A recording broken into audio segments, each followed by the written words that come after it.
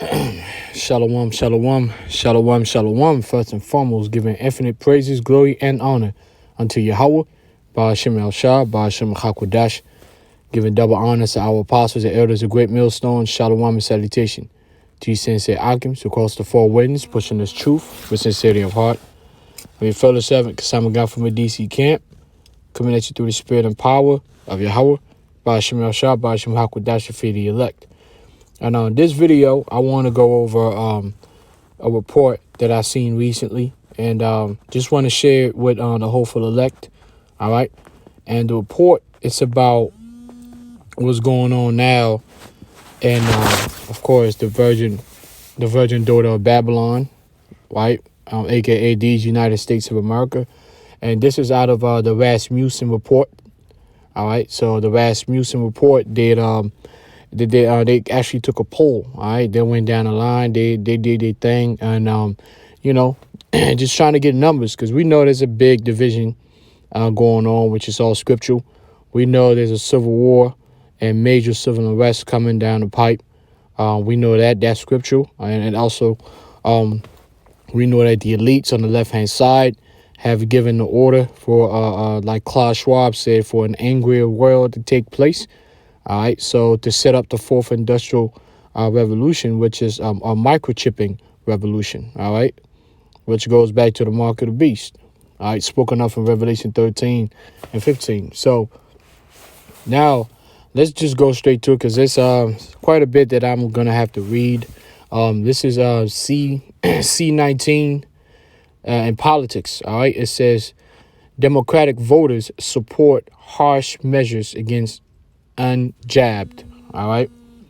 So it says, while many voters have become skeptical towards the federal government's response to C19, a majority of Democrats embrace restrictive policies, including punitive measures against those who haven't gotten the C19. All right. So this is the mind, because remember, this is a poll. They actually ask questions to people that Democrats, all right, people that's part of their political affiliation, and how they feel about basically Republicans or anybody who has any type of quote unquote conservative thought, all right, anti-authoritarian mindset, all right.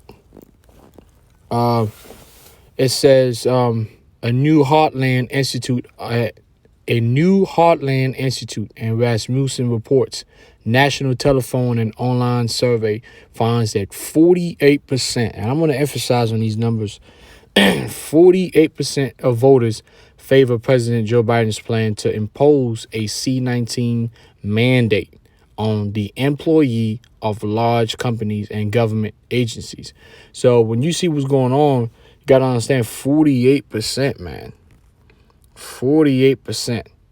All right. That's a big number, man. They believe that, you're supposed to be forced to, to get juiced up. All right.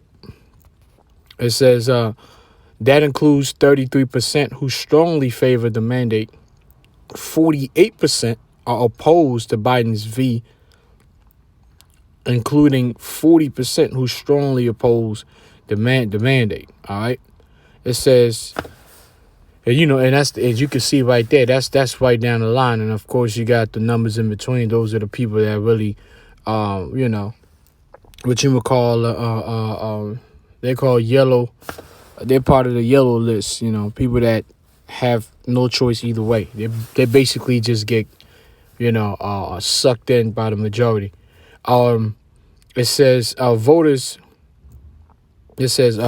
are similarly divided over the federal government's top C-19 expert, Dr.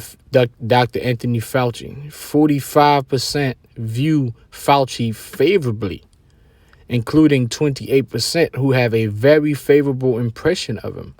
All right, so you still got a good 45%, that are still brainwashed, and a good part of those 45% is also you so-called Negroes, Hispanics, and Native Americans, you Israelites.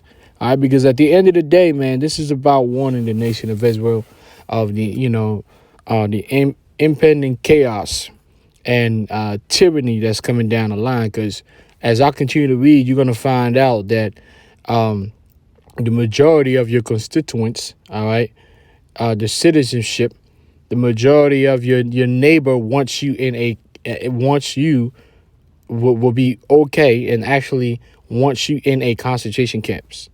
You need to understand that it's not just the U.S. government that's moving in to put so-called Negroes, Hispanics, and Native Americans and the rest of the nations that kind of go against the New World Order. It's not just them that's going to be putting your neighbor.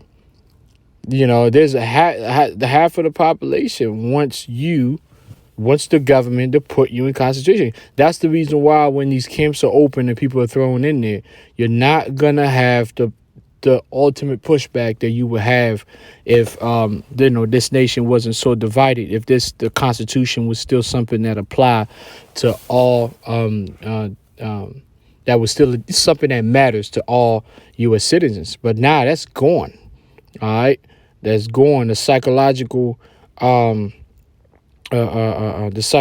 strain that the C-19 and all the psych methods of the governments upon the people, the dividing, the 6 feet space and all these things. These things have played. These things were actually mind control methods. Mass mind control methods that work. So now people are distant. All right. And some people enough people want to go back to so-called normal that they are willing to have you and your whole family put in concentration camps if you don't want to follow the plan of Klaus Schwab and the World Economic Forum, Rothschilds and Rockefeller New World Order, man, and all these mandates. Because you got to understand, your governments are not ruling. Your governments are being given orders by the international bankers. If you don't know this in 2022, well, you're part of that group that's completely unaware. So let's keep going. It says the even split among voters is the result of deep partisan divisions. While 78% of Democratic voters support the Biden administration's C-19 mandate plan, 78%. Want those with those mandates, man. 78%. And remember, the majority of Democrats are so-called Negroes. All right, so-called Negroes, Israelites, man. All right, it's kind of split when it comes to so-called Hispanics. It's split kind of half. And then also with the native, it's kind of a low number. Most of them don't even really vote. But yeah, it says only 22% of Republican and 41% of voters not affiliated with either major party support this the V mandate. It says, and many Democrats will support even harsher measures, including fines for Americans who won't get the C-19 shot and criminal punishment for V critics. So basically, you have a lot of people that support that. Hey, if you speak against the Jews in any way, shape, or form, you have 78% of 78% of Democratic voters. That's a lot of my people. See, like, they believe that you should be criminalized. Of course, that means because they're not gonna do it as an individual. You're not gonna get a Democrat come to your house and say, "Hey, you going to jail." Nah, basically they're saying the government should make sure that you are criminalized and you are punished. All right. So you have to understand this is why there will be crazy civil war and civil unrest, because it's not just the U.S. government that's going to come down. They're going to come down with the green light of one particular party to crush another particular party, and it's going to be a total. It's going to be madness. All right. It's going to be madness. All right. So you're going to have people cheering as other families. You're going to have a neighbor calling, snitching, and a whole family is going to get captured and thrown in the concentration camps with their families. Where in the camps, you got to labor, you got to work. They're going to force you to either work or they're going to cut your head off with them guillotines they got in there. You're going to have neighbors cheering as other family members that they know having participating in the brainwashing, the worldwide brainwashing. They're gonna cheer in and cheer up and cheer as your family gets transported into a school bus or whatever to a camp. This is getting ready to be reality. All right, and that's what we warning you Israelites out there. You get right, but only the elect can get right. All right, the rest of Israel, 2/3 according to the scriptures, they're never going to get right. They never have and they never will on this side. All right, it says after two excruciatingly long years, right? Likely voters are beginning to question the federal government's handling of the pandemic, said Chris Toggle, senior editor and research fellow at the Heartland Institute, which commissioned this poll. First and foremost, likely voters are beginning to sour on Dr. Anthony Fauci. Well, those are the ones that are starting to realize the scheme that's going on, all right? The worldwide scheme or scam that was established, all right? It says, who seems to have lost credibility after countless flip-flops. Talgo continued, moreover, almost half of likely voters oppose President Biden's V mandate, which seems less about stopping the spread of C-19 and more about increasing the power of the federal government. I mean, of course, this is a power grab. This is a move that the politicians and your government officials, they can't help but make these moves. They all bought and paid for, and this is what was prophesied: the downfall of the virgin daughter of Babylon. We witnessing, the collapse, of Babylon. But why is this happening? It's happening because the elect of Yahweh Shem Shai, the sons of the power, the true descendants of Abraham, Isaac, and Jacob that have been enslaved in this land for over 500 years, the truth is being established in the hearts of the elect souls, the 1/3, 144,000.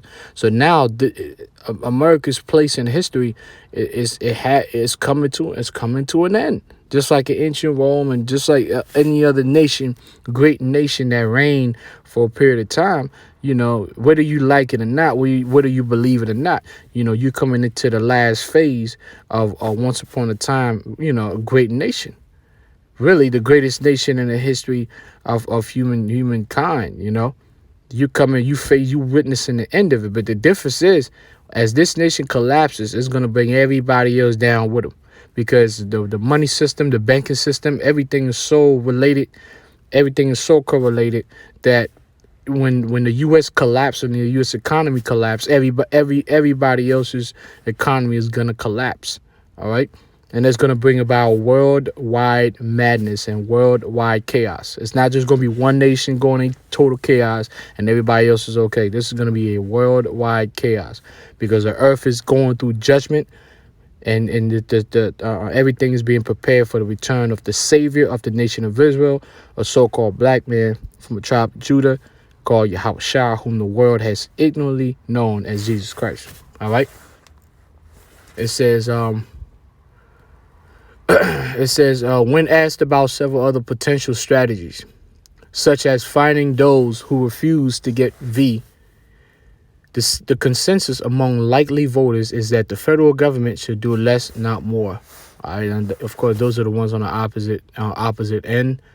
And let me see. All right, it says the survey found that 75% of likely Democratic voters, but only 21% of Republicans and 38% of unaffiliated voters have a favorable opinion of Dr. Fauci, among other findings of the survey. All right, let me see. I want to go there because, okay.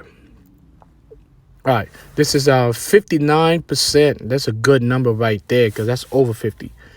59% of Democratic voters will favor a government policy requiring that citizens remain confined to their homes at all times. You need to understand, these are people. And Rasmussen is a very credible institution. They actually make phone calls and ask people. So you have to understand, as Israelite, you have people, you have a lot. This thousands or hundreds of thousands of people, almost millions, that believe this, and will encourage you incarceration into concentration camps, man, or you being, or your own house becoming a camp, a concentration camps, a place, a prison. All right, so it's gonna be, but how many? But see, the thing is that that's gonna offend also a large number of people, and that's gonna create total unrest. All right. And this is supposed to be this way. This is supposed to bring about anger and unrest and anti-governmental type thoughts and sentiments. You know, it's set up like that. All right. It says it says except for emergencies, if they refuse to get the C-19 V, such a proposal is opposed by 61% of all likely voters, including 79% of Republicans and 71% of unaffiliated voters. So you see how, you see how it is. It's like you have a large group that wants it, and then you have a large group that don't want it. But the thing is that the government does want it. So who do you think the government is gonna side with? If the government intends to put its own people in and grab all the power grab, and conduct this population reduction through various methods, and you have one group that says, yeah, that's exactly what we want, and you have one group that says, no, that's not what we want, who you think the government gonna side with? The group that's gonna give them more power, or the group that's gonna buck against that? Of course. So that's why it was perfect that the blue Democrats took over, because they're going right along with the government, and that's going to bring about this major clash in the streets. There's going to be blood. There's going to be death, destruction, horror. Like the saying in Game of Thrones, that the night is dark and full of horror. It's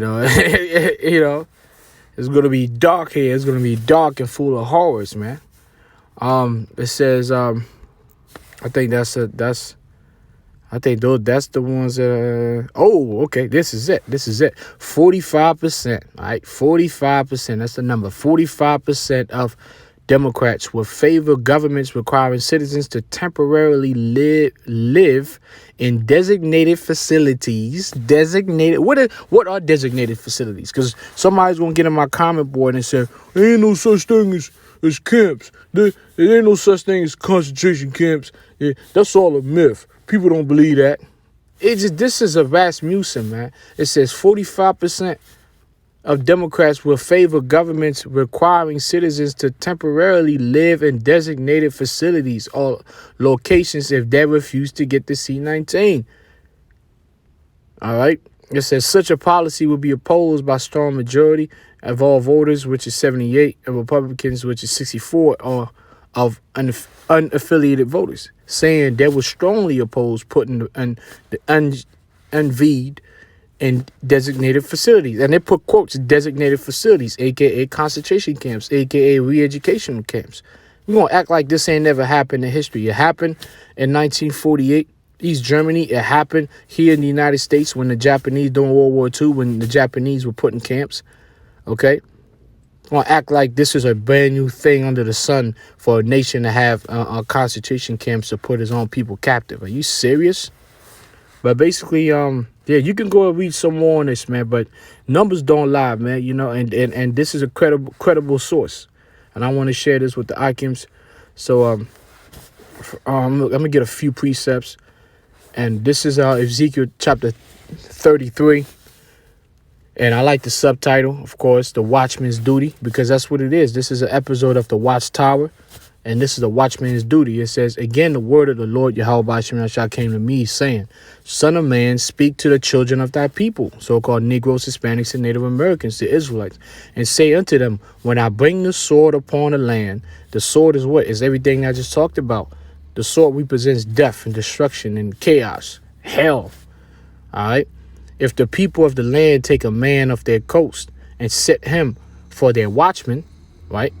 But in this case, the Lord set the watchman, because Israel don't want no watchman. The majority of Israelites, they're happy living here and being slaves forever. So the Most High had to give Israel what's good for them, which are watchmen, prophets. It says, if when he seeth the sword come upon the land, he blow the trumpet and warn the people. which that's what we're doing, especially here at Great Millstone. We understand the watchman's duty.